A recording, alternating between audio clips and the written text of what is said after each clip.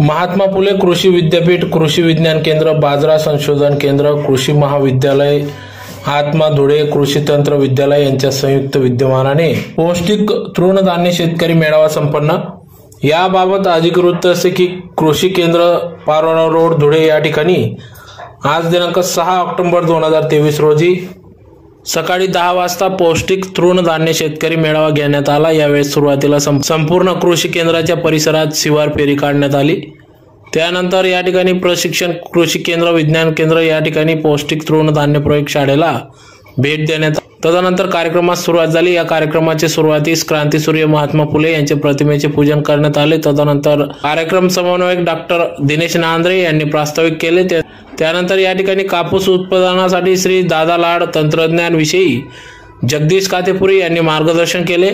कापसावरील प्रमुख कीड व रोग नियंत्रण संदर्भात डॉक्टर पंकज पाटील तर पीक संरक्षण शास्त्रज्ञ यांनी मार्गदर्शन केले। त्यानंतर बाजरी एक पौष्टिक तृणधान्य याविषयी डॉक्टर खुशाल बर्राटे यांनी मार्गदर्शन केले।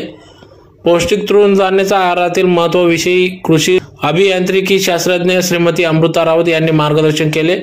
त्यानंतर प्रमुख मान्यवरांचे या ठिकाणी मनोगत व्यक्त झाले, ज्यात प्रामुख्याने प्रकल्प संचालक आत्मा नवनाथ कोडपकर यांनी मनोगत व्यक्त केले। त्यानंतर अध्यक्षीय मार्गदर्शनपर सहयोगी अधिष्ठाता डॉक्टर सी.डी. देवकर यांनी मार्गदर्शन केले।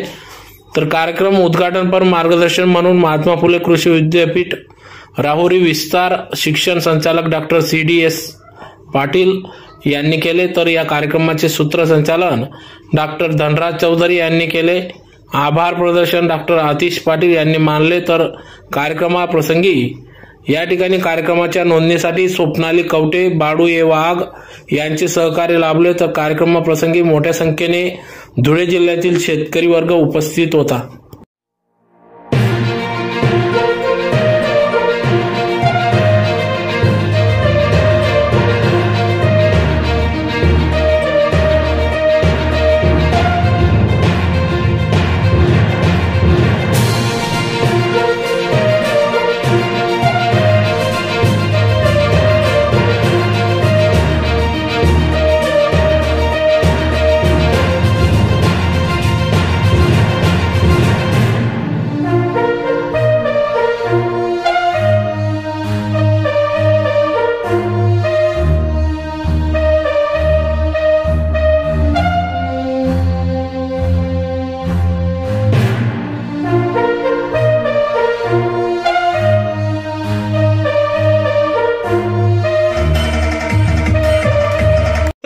चपातीवरती म्हणजे जी गोष्टी आपण पूर्वी अनुकरण करत होतो ती सोडून दिली आणि जेव्हा शहरातले लोक खात होते आता ते आपण अनुकरण करायला लागलो।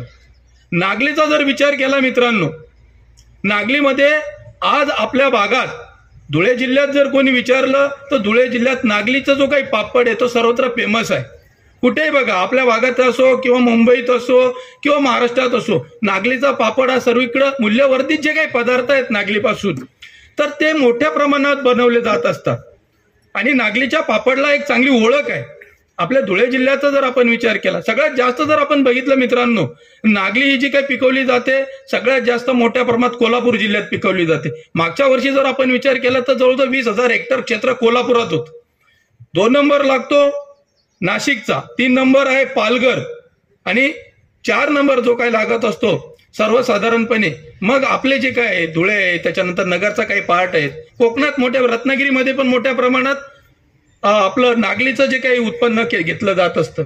आणि एकदम मित्रांनो, हा मेळावा घेण्यामागचा जो काही उद्देश आहे आपला, हा उद्देश हाच आहे की आपल्या देशामध्ये शेतकरी वर्ग जसा पिकवतो तसं त्यांनी पौष्टिक तृणधान्य पिकून स्वतःच्या आहारातही त्याचा समावेश करावा आणि एक्सेस जे काही उत्पन्न आहे ते विकून 2 पैशाचं अर्थार्जन पण त्यांनी करावं, हा त्या मागचा उद्देश आहे।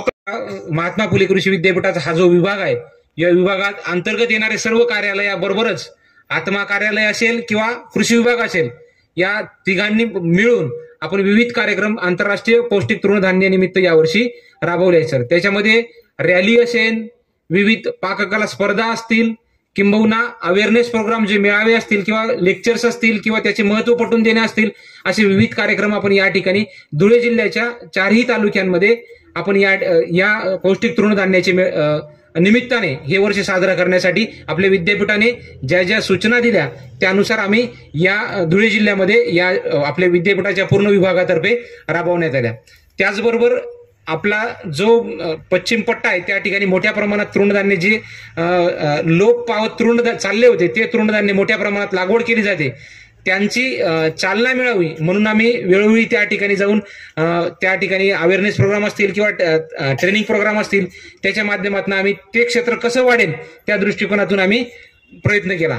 त्याचबरोबर या ठिकाणी आपल्या या परिसरात आमच्या प्रक्षेत्रावर आम्ही विविध तृणधान्यांची लागवड करून शेतकऱ्यांना प्रत्यक्षरित्या ते दाखवण्याचा प्रयत्न केला आणि त्याचबरोबर त्याचं कन्व्हर्जन प्रॉडक्टमध्ये म्हणजे त्याचं प्रोसेसिंग कसं करता येईल।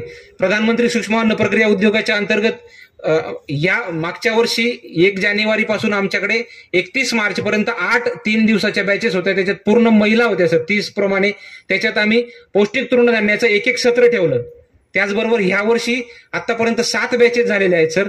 यावर्षी पूर्ण 1 दिवस आम्ही पौष्टिक तृणधान्याचे विविध पदार्थ तयार करणे असतील किंबहुना त्याचं जागृती करणे किंवा तंत्रज्ञानाचा प्रसार करणं असेल यामार्फत आम्ही या पौष्टिक तृणधान्य आपल्या या ठिकाणाहून राबवत आहोत। त्याचबरोबर आपण दिलेल्या सूचनाप्रमाणे महाविद्यालय असतील शाळा असतील त्यांची रॅली काढून असेल किंवा त्या ठिकाणी प्रशिक्षण व्याख्यानाच्या माध्यमातून आम्ही आपल्या या पौष्टिक तृणधान्याची या 1 जानेवारीपासून आपल्या सगळ्या विभागांच्या मिळून आम्ही या तृणधान्याचा प्रचार आणि प्रसार आणि महत्त्वाचं म्हणजे लागवडीसाठी खाली क्षेत्र किती वाढेल त्या दृष्टिकोनातून आम्ही प्रयत्न करतो आहोत। पारंपरिकदृष्ट्या ज्वारी आणि बाजरीसाठी ओळखला जाणारा हा जिल्हा त्याचं ते हळूहळू क्षेत्र कमी होत चाललं होतं, पण बाजरीचे जे नवीन वाण आहेत बाजरा संशोधन केंद्राच्या मदतीने आम्ही त्याचा मागच्या 3 वर्षापासून करतो आहोत, पण यावर्षी इंटेन्सिव्हली या तृणधान्याच्या माध्यमातून आम्ही मोठ्या प्रमाणामध्ये ते वाण शेतकऱ्यांपर्यंत पोहोचवण्याचा यावर्षी प्रयत्न केला।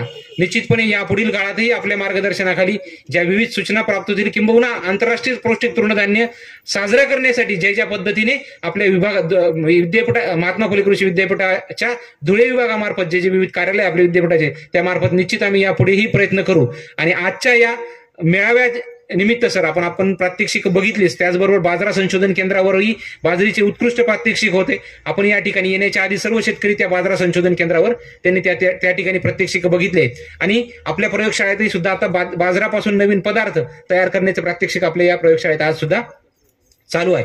निश्चितपणे हे पौष्टिक तृणधान्य यापुढील काळातही आपल्या या विभागाचं क्षेत्र वाढेल असं विद्यापीठाचा जो मानस आहे तो निश्चितपणे आम्ही यापुढेही पुढे नेऊ अशी आपल्याला ग्वाही देतो।